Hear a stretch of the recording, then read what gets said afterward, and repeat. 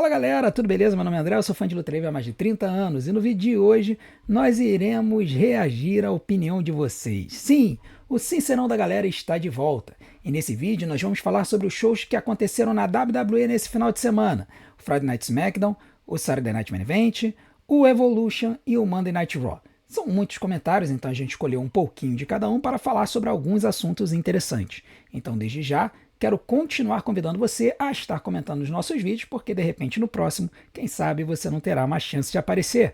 Mas antes da gente começar esse vídeo, não deixe de fazer aquilo que a gente tem pedido para ajudar no nosso canal. Deixe seu like, ative o sininho para receber as notificações. Se inscreva no nosso canal, porque a gente quer chegar a 6 mil inscritos até o SummerSlam. Deixe seu hype e assista esse vídeo do comecinho até o finalzinho, para que o YouTube continue a divulgar esse vídeo e o nosso canal para as pessoas que ainda não o conhecem, beleza? Então vamos para a primeira pergunta, que é a pergunta do professor Girafales, né? E ele diz o seguinte: eu só espero que os Whites consigam manter o título de duplas interessante, não sumam com ele. Eu tô com muito medo disso. Eu não acho eles ruins, mas eu acho que combinaria melhor ganhando o cinturão do Raw, pois o Judgment Day de novo é sacanagem. Girafales, eu vou concordar com você em parte, no sentido de que realmente o White Six ele casaria melhor no Monday Night Raw. Tá? A gente sabe que o Monday Night Raw é uma divisão mais interessante por ter mais personas diferenciadas. Você tem os garotos americanos do American Made, você tem os fortões do War Raiders, você tem o New Day, que é um caso à parte, e os punks do Judgment Day. Então, assim, é uma divisão de duplas muito mais de personagem, apesar de ter lutadores de extrema qualidade ali. A gente sabe do Finn Balor e do J.D. McDonagh são excelentes lutadores, e o New Day também. Então eles conseguem ter excelentes lutas, até quando na última luta pelo título a gente viu isso. A grande questão é que realmente a divisão do SmackDown é diferenciada em matéria de ringue. Então você ter o White Six ali é um pouco complicado, quebra um pouco a dinâmica, que era uma dinâmica de lutadores e com extrema qualidade que tentavam se destruir no ringue com base no seu talento. Mas a quebra da dinâmica com o White Six no SmackDown, a longo prazo também pode ser interessante. A gente só precisa ver como é que eles vão trabalhar. Mas eu concordo com você que no Monday Night Raw essa posição seria interessante. Vamos ver como é que eles vão fazer. A segunda pergunta é a do Normal, né? E ele, que é um membro constante aqui dos nossos vídeos, ele pergunta o seguinte: sei que a galera reclama do etarismo na WWE, mas a Tiff falando sobre coisas antigas sem saber nada sobre isso, sobre elas, é muito bom. Em um episódio do Celtic Warriors, ela disse de verdade que não sabe a diferença entre música dos anos 60 e anos 80. Cara, é bem legal isso, porque a Tiffany ela tá fazendo uma personagem de uma clássica millennial, né? Uma pessoa dessa nova geração que não teve contato com aquela tecnologia mais antiga que nós tivemos, né?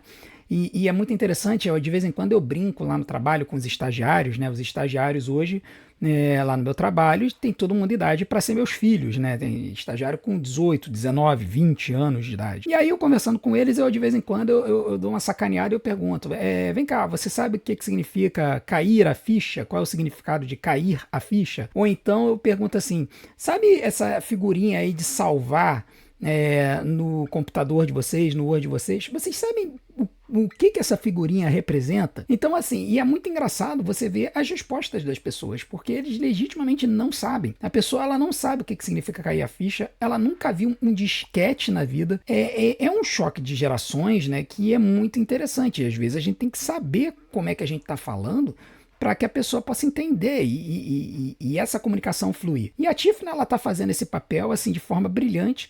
Eu não sei se ela realmente é avoada a esse ponto, ou se isso faz parte da persona, porque a gente sabe que alguns lutadores mantêm a kayfabe no programa, no canal do Sheamus. Mas eu acho bem legal, porque é uma dinâmica que a WWE pode explorar, né? Dessa nova geração millennial, que parece que acha que o mundo gira ao seu redor, e essa é a persona da Tiffany Stratton, com outras lutadoras mais experientes, que ficam frustrados com esse tipo de comportamento. Então esse conflito de gerações que a gente vê na WWE, e eles têm explorado muito bem isso. Então assim, a gente tem que tomar essa situação toda com um grão de sal e apreciar a jornada, e não se ofender tanto com isso, porque é exatamente isso que a Tiffany Stratton faz. Ela na verdade é uma twinner mais descambando para Rio ela só se tornou face, mocinha, na feud com a Charlotte Flair, porque estava todo mundo dando hate na Charlotte, mas agora ela já está gradativamente voltando a ser heel. A gente viu isso na feud contra a Trish Stratus. Então, vamos ver como é que a WWE vai trabalhar essa persona da Tiffany, porque assim, acusar de etarismo é uma coisa, você está falando que a WWE não empurra mais lutadores e lutadoras experientes por causa da idade. Outra coisa é a WWE explorar esse choque de gerações para criar histórias interessantes e com camadas interessantes, e eu acho que é isso que eles estão fazendo com a Tiffany Stratton. A última colocação que foi feita a respeito do SmackDown foi uma colocação do Delmiro sobre o Solo Sikoa e a stable dele. Ele diz o seguinte: comentei na live e irei comentar aqui de novo. Vai que aparece no Sincerão da galera. Vai aparecer, hein? O personagem do Solo Sikoa está incrível, a atuação do Solo está impecável, promos ótimas, atuações ótimas, em ringue está até que bem. Solo parece estar totalmente à vontade desse jeito e isso implica em tudo o que ele faz. Por isso está ótimo assim. Espero que a WWE continue deixando ele livre desse jeito. A única forma do Solo não ser um dos grandes heels nos próximos anos é se a WWE se perder nesse caminho que ele está trilhando. Que isso não aconteça. Cara, é interessante porque a persona nova do Solo Sikoa não é tão unanimidade assim não, tá? Tem gente que não tá gostando desse jeitão mais engraçadinho dele. Tem gente que gostaria que ele voltasse para aquele jeitão mais durão. Mas eu discordo completamente. Eu gosto muito dessa nova persona dele, dessa persona escrachada, debochada, que chega e fica sacaneando os outros pelos seus maneirismos, né? E assim, eu concordo contigo que o Solo, se ele for bem trabalhado, ele tem um enorme potencial de ir muito longe na WWE. A gente, na última tier list, a gente colocou o Solo Sikoa com um teto de campeonato, acho que campeonato médio, né? Um mid-card.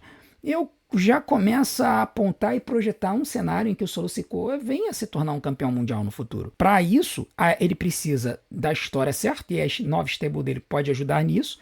Ele vai precisar do ringue, e ele realmente tem melhorado no ringue com movimentos que não são tão repetitivos, e de uma persona que venha engajar com o público. Eu acho que essa persona dele está engajando no sentido que está todo mundo querendo vaiar o cara. Então, eu acho que a gente está vendo aí um renascer do Solo Sikoa e a gente pode estar vendo coisas muito boas no futuro para ele. Agora a gente vai passar para o Saturday Night Live, né? E aí, boa parte dos comentários de vocês foi sobre, primeiro, a inutilidade do show e, segundo, os resultados, principalmente a contusão do Seth Rollins e o main event com o Gunther, né? E o primeiro comentário que a gente tem é justamente de um perfil chamado Seth Rollins sobre o Seth Rollins. E diz o seguinte: o Seth Rollins se machucou outra vez de novo. Não, mano. Que azar. Ele sempre se machuca quando está em um momento importante da carreira dele. Isso é muito chato. Um lutador tão bom igual a ele, com um histórico de lesão tão grande, uma coisa extremamente lamentável, mano. Pois é. Aqui a gente tem que falar que, assim, luta livre é isso, né? Luta livre é um tipo de entretenimento físico onde situações como esta podem acontecer. A verdade é que muita gente ainda está em dúvida sobre a gravidade da lesão do Seth, mas já tem imagens que mostram que talvez a lesão do Seth tenha acontecido em duas etapas. Quando ele deu o senton da primeira vez no springboard, ele caiu de mau jeito com a perna direita. A perna direita caiu meio dobrada. E aí, quando ele foi para o moonsault para cair de pé, ele bateu a perna de mau jeito no chão, causando uma lesão composta. Então, tem gente que acha que a parada é séria mesmo. Hoje saiu uma informação, na verdade, não foi uma, foram vários sites dizendo informações conflitantes, né? O Meltzer, o Dave Meltzer, do Wrestling Observer, ele diz que fontes disseram para ele na quinta-feira que o Seth Rollins poderia inventar uma história de uma lesão, tá? Que acabaria tornando o cash-in dele surpreendente, porque ele viria de uma história de lesão sumido para de repente aparecer do nada. E muita gente achou, inclusive eu, na hora do show, que era isso que estava se desenhando, que o Seth Rollins havia fingido a contusão, e aí no main event ele faria o cash-in. E aí quando o Gunther venceu do Goldberg, a gente viu, bom, agora o cash-in não faz sentido nenhum. E ele nem apareceu na televisão, né, na segunda-feira, no Monday Night Raw. Então é estranho tudo isso. Mas o fato de não saírem notícias torna ainda mais estranho. Se a contusão fosse legítima, eles já teriam divulgado. Mas parece que realmente ele só foi fazer exames hoje, mas ainda não saíram as notícias. Enquanto o Dave Meltzer disse isso, que ele tinha ouvido falar que tinha uma história de uma lesão que fariam com o Seth Rollins desde quinta-feira, o Sean Ross Sapp, ele já veio e disse que a história da lesão é totalmente legítima. E o Sean Ross Sapp, ele é um dos jornalistas de luta livre mais conceituados. Ele é o cara da Fightful Select. Então, ele diz que as fontes dele garantem que a lesão do Seth Rollins é legítima. E aí eu fico pensando assim, cara, será que não tem verdade dos dois lados? Será que a WWE estava pensando em fazer uma storyline de uma lesão e no final das contas a lesão aconteceu? Então isso justificaria algumas situações, como o final esquisito da luta do Goldberg contra o Gunther, que o Goldberg não sabia muito bem o que fazer, que ele demorou para fazer um pinfall e tal. Então assim, isso explicaria algumas coisinhas, mas a gente tem que aguardar para ver, porque a gente ainda não tem notícias da gravidade da lesão. A gente espera que seja kayfabe, né? Que a WWE esteja dando uma volta na gente esse tempo todo. Já o Everton Cardoso, ele na verdade ele não fez um comentário, ele fez uma pergunta que é muito pertinente e que casa com essa história do Seth Rollins. Ele vai dizer o seguinte: mano, eu comentei na live e recebi uma resposta, mas não entendi. Por que a WWE nerfa seus próprios lutadores? Nerfar significa impedir que eles lutem com seu potencial completo. Na minha cabeça não faz nenhum sentido. Tipo, você tem um produto nota 8 e você força o seu produto a ser um 5. Aonde isso é uma coisa boa para a WWE? Everton, essa é uma pergunta muito legítima, tá? Muita gente até não concorda com a minha colocação, mas é muito nítido quando a gente vê lutadores que saem de outras companhias e vão para a WWE, a gente vê que o moveset deles começa a ficar limitado, principalmente em movimentos aéreos e movimentos kamikazes, né? Golpes que o cara vai lá da terceira corda e se joga em cima dos outros e se estabaca no chão, coisas desse tipo.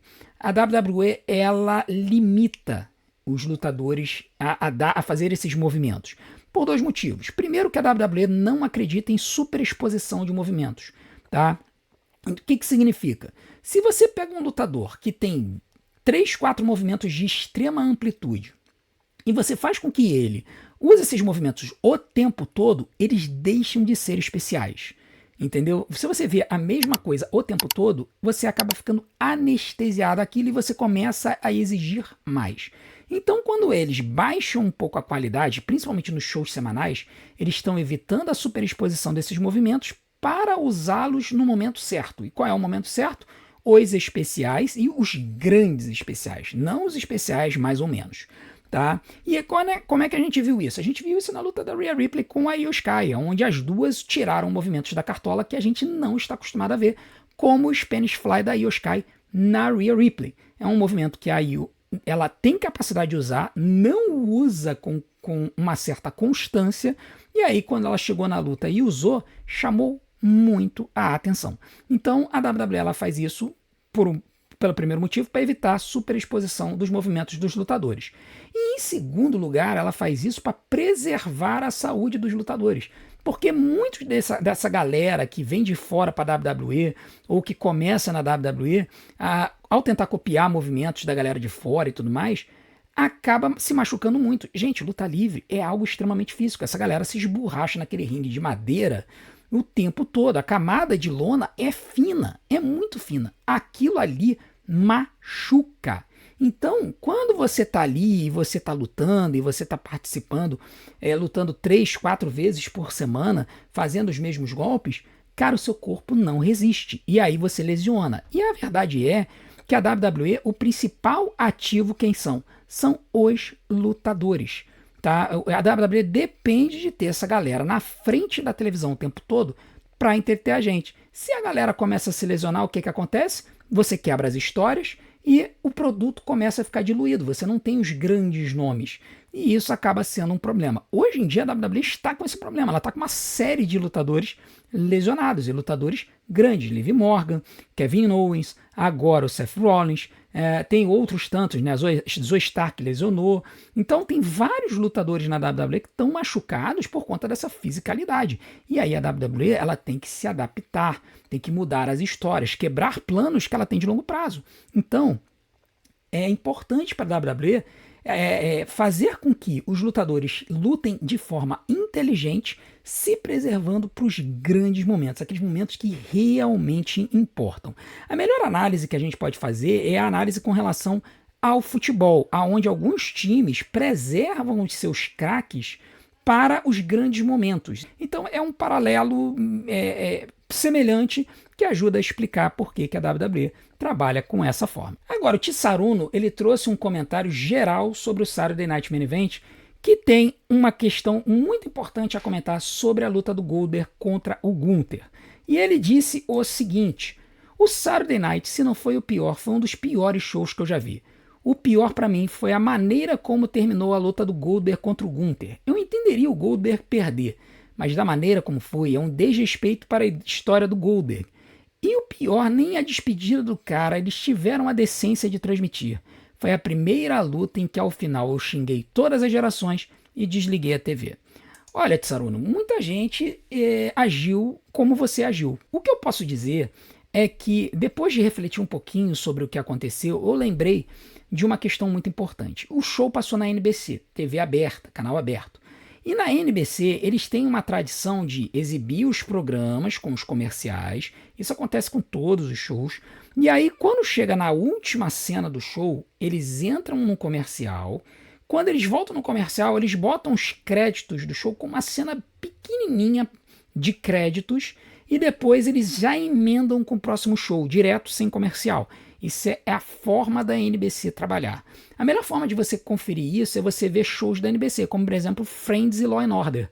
São shows que acontecem exatamente isso. O show termina e aí logo depois você tem uma cena durante os créditos. É porque aqui no Brasil a gente nunca percebeu isso, porque aqui não se usa esse comercial. Simplesmente você termina o show e começa com a cena pós-créditos e depois passa para a próxima série, para o próximo episódio. Quando eu fui ver o Saturday Night Main Event, eu me toquei.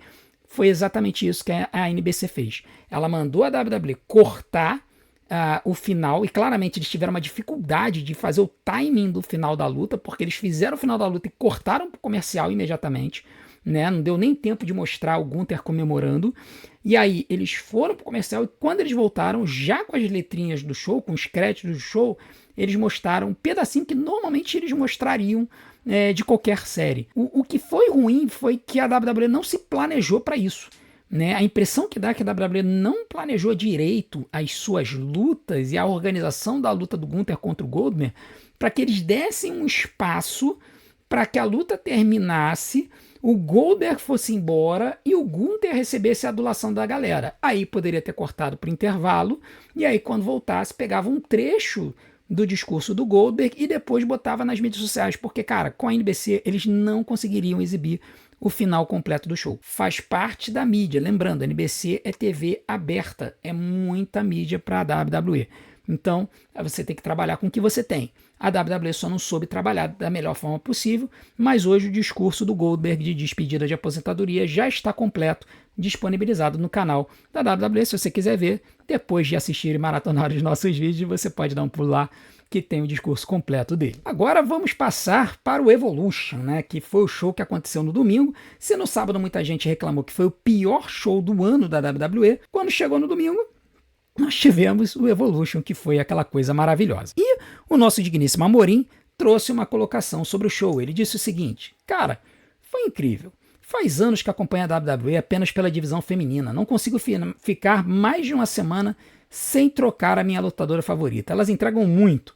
Cada heel, cada babyface e essa dupla nova Alexa Bliss e Charlotte Flair. Ela conseguiu até tirar uns aplausos.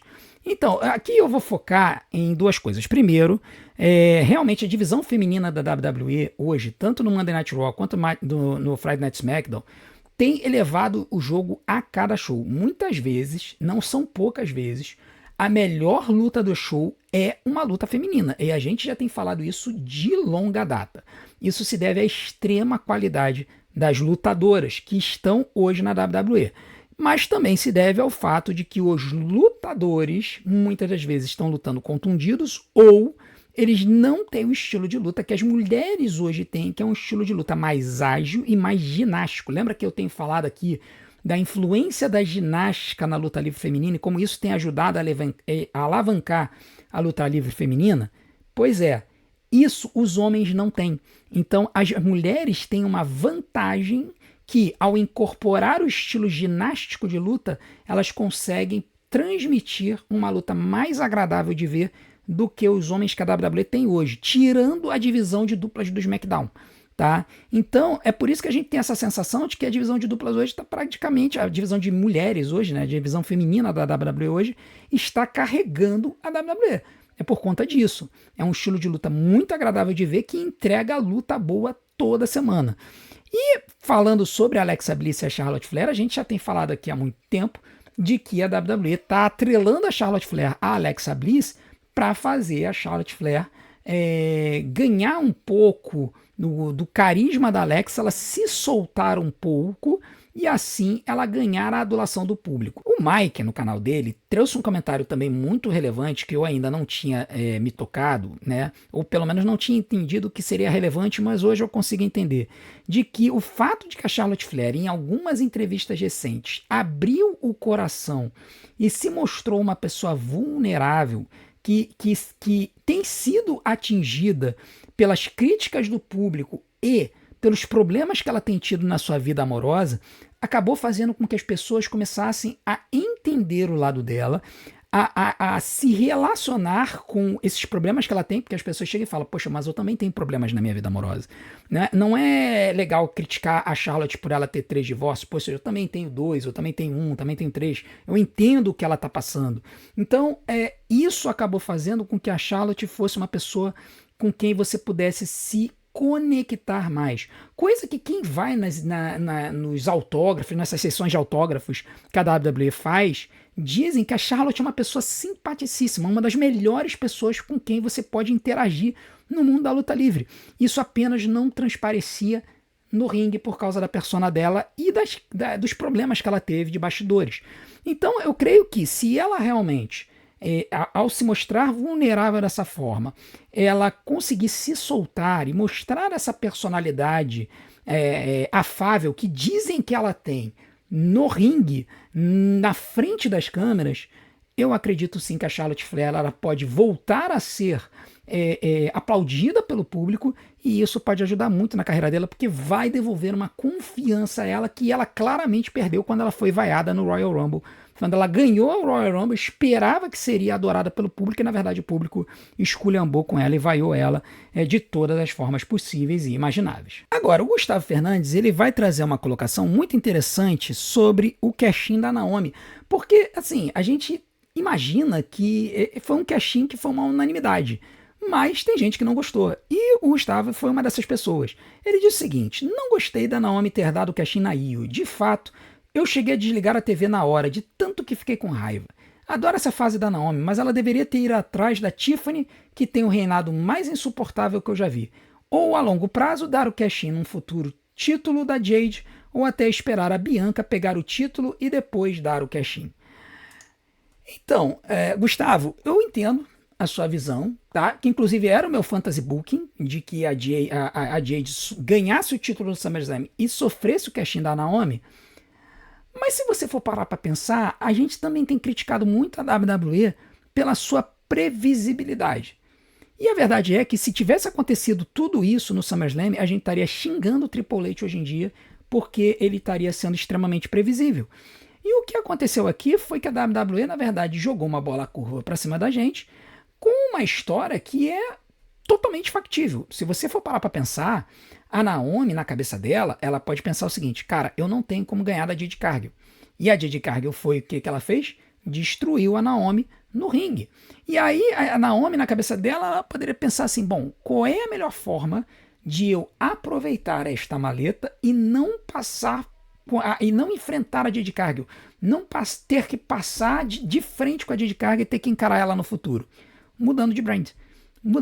E a melhor forma de fazer isso, se aproveitar da luta maravilhosa que a Io Sky e a Rhea Ripley estavam fazendo para fazer o cash-in e ganhar o título. Então, se você for pensar, né, na lógica da história, tem total lógica para uma lutadora que é heel e que está querendo ser esperta na hora de utilizar a maleta no campeonato que hoje é, na minha opinião, o campeonato feminino que está no topo, é o campeonato mundial feminino, porque a Rhea Ripley está envolvida nessa divisão, e ela faz o cash-in nessa divisão e no processo foge da Jade Cargill.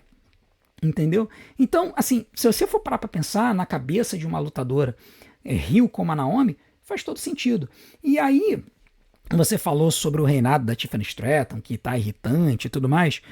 Eu tenho que discordar com você, porque eu particularmente estou curtindo o reinado da Tiffany Stratton.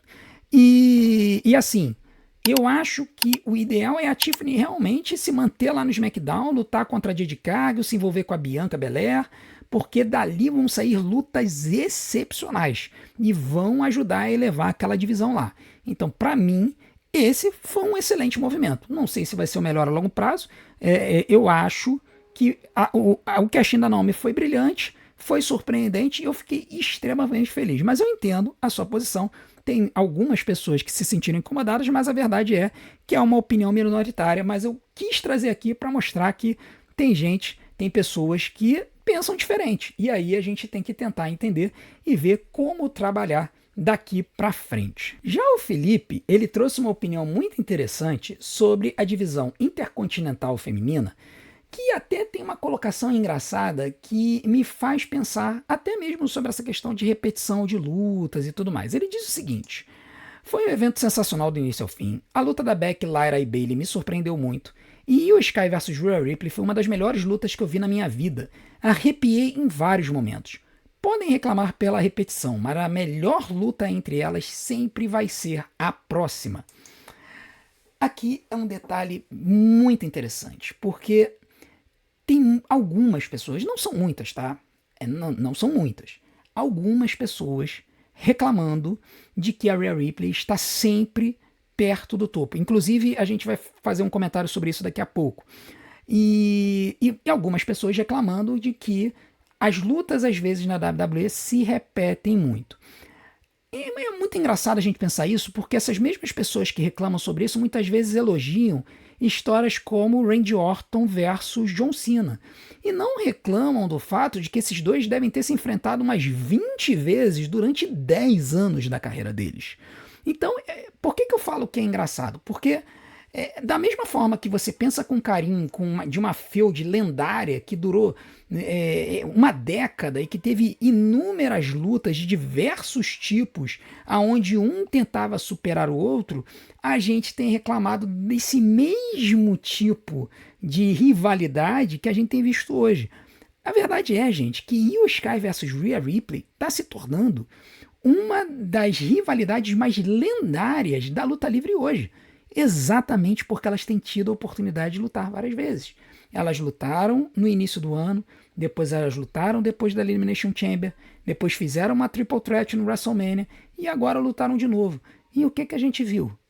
Uma luta 5 estrelas e um quarto. Uma luta que é a melhor luta do ano da WWE.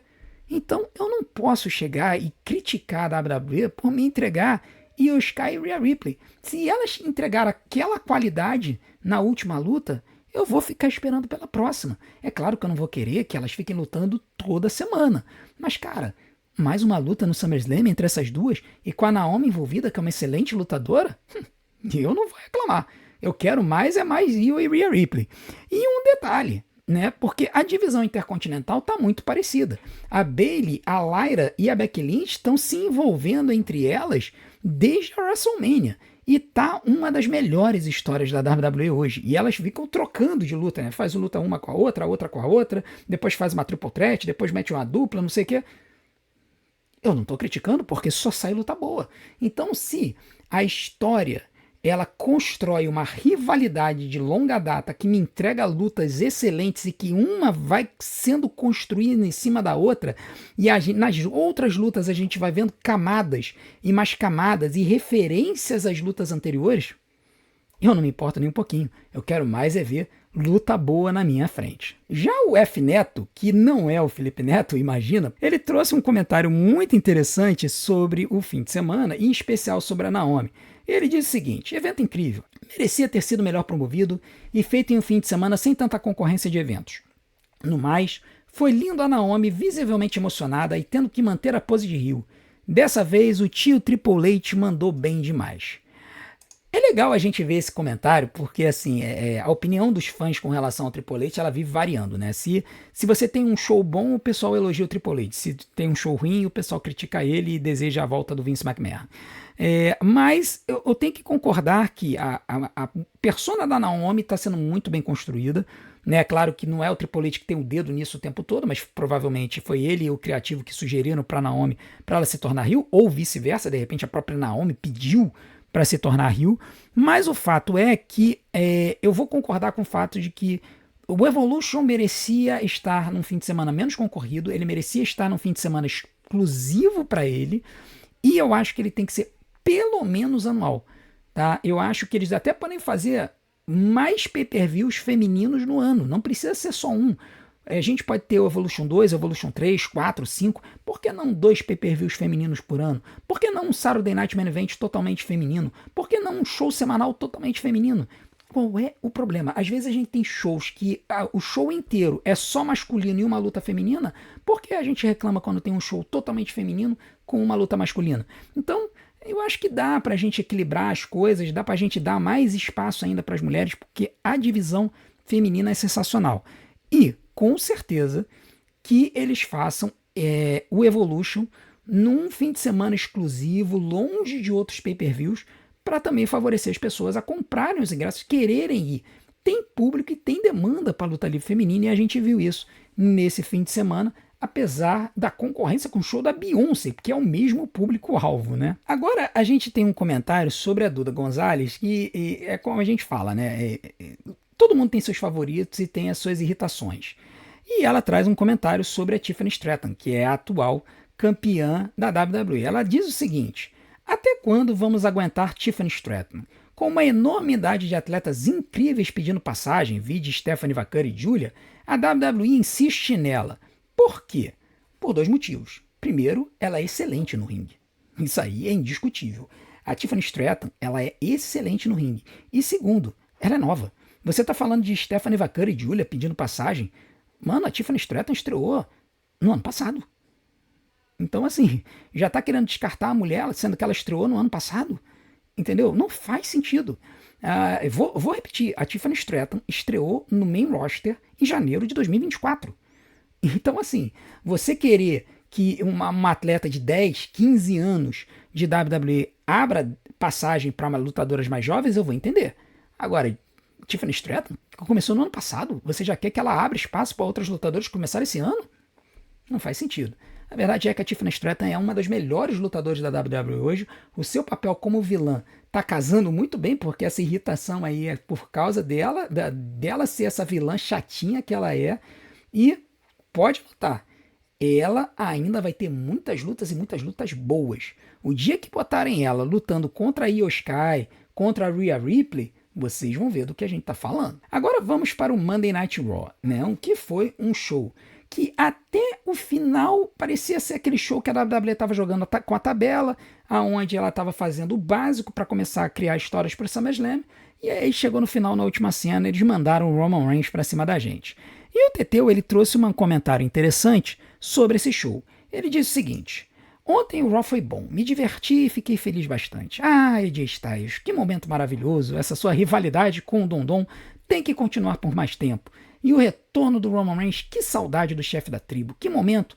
A crowd super animada com a volta dele, nem parece que anos atrás, após derrotar o Undertaker, a galera estava vaiando. E agora sentem falta do cara, parecia que estava fora por anos. Que isso?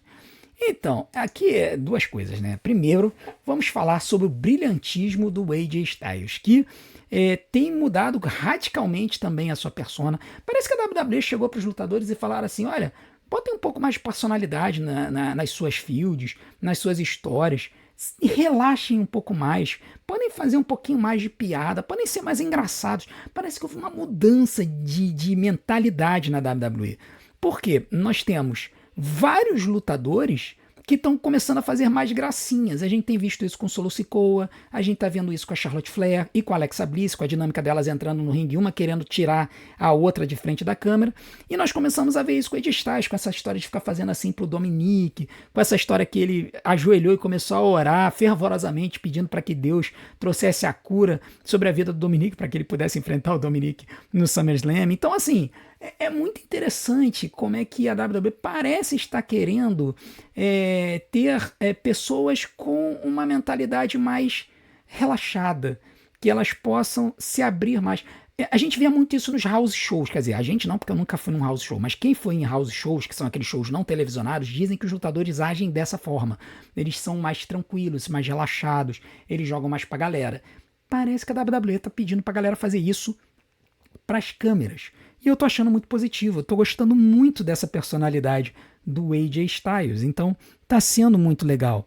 E o retorno do Roman Reigns, é claro, que assim, foi a história da noite, foi um retorno realmente espetacular, e foi muito engraçado porque tinha gente no final do show falando: esse vagabundo do Roman Reigns que não volta pra trabalhar, é um imprestável, não serve pra nada, não sei o que. E aí logo depois tocou a música dele, o pessoal já começou a falar: Roman, reconheçam, reconheçam.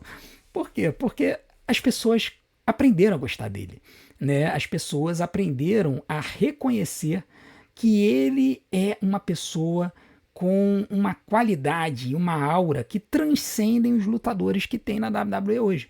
O cara aparece e o público vai à loucura. É uma coisa que remonta muito à época do The Rock no Stone Cold. Não que eu esteja querendo comparar o Roman Reigns ao The Rock e o Stone Cold, mas se assemelha muito ao que acontecia na época, que quando tocava a música deles, o público explodia. A explosão do público no show de ontem, com a chegada do Roman Reigns, e eu vivenciei essa época do The Rock do Stone Cold, me lembrou muito a forma como o público reagia quando eles apareciam. Então foi muito legal ver esse reconhecimento do público ao Roman Reigns e assim, só é uma prova de que o cara conseguiu transformar a carreira dele. E mais engraçado, ele fez isso quando se tornou vilão, né? Muitos lutadores acabam se transformando na carreira quando se tornam vilões, vide a Naomi. Então o Roman com certeza merece os nossos elogios e o nosso reconhecimento por ser o grande cara que ele é e estar ainda lutando apesar dos problemas de saúde dele e do interesse dele de ir para Hollywood, que a gente sabe que vai pagar muito mais e vai exigir muito menos fisicamente dele do que a luta livre. Agora vamos trazer um comentário engraçado do Madruguinha a respeito da Gauntlet Match, porque é interessante que as pessoas às vezes elas não ficam satisfeitas com o que é apresentado para elas, né? E ele diz o seguinte: eu fico feliz pelo CM Punk, mas o Bron Breakker merecia mais.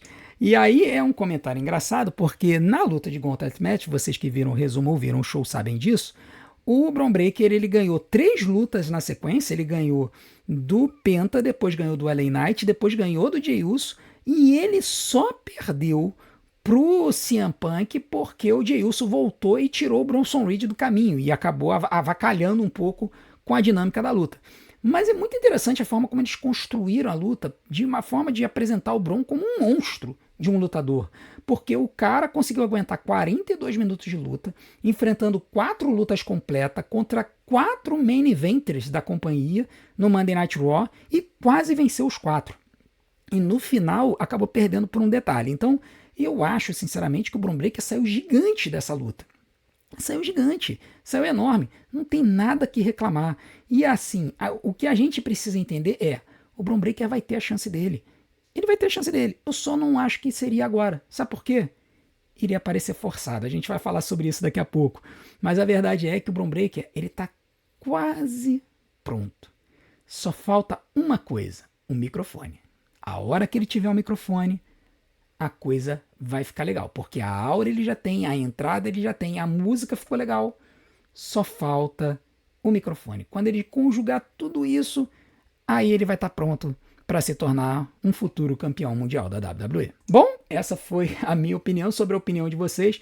Eu tenho certeza que vocês ainda vão querer falar algumas coisas. Se vocês quiserem tecer alguns comentários, vocês podem colocar as suas réplicas aqui embaixo nos comentários. Eu vou ter o maior prazer de ouvir vocês. E na semana que vem, a gente vai trazer mais um Sincerão da Galera com os comentários sobre o SmackDown e sobre o Monday Night Raw. Aguardem os resumos para vocês colocarem seus comentários. Não deixem de continuar ajudando o nosso canal, assistindo e maratonando os nossos vídeos para nos ajudar a ser mais divulgados pelo YouTube. Vou colocar umas opções aqui na tela para vocês. Assistam esses vídeos do comecinho até o finalzinho. É isso que a gente pede para que a gente seja auxiliado nessa jornada. Muito obrigado por tudo. A gente se vê do outro lado. Um grande abraço. Até a próxima.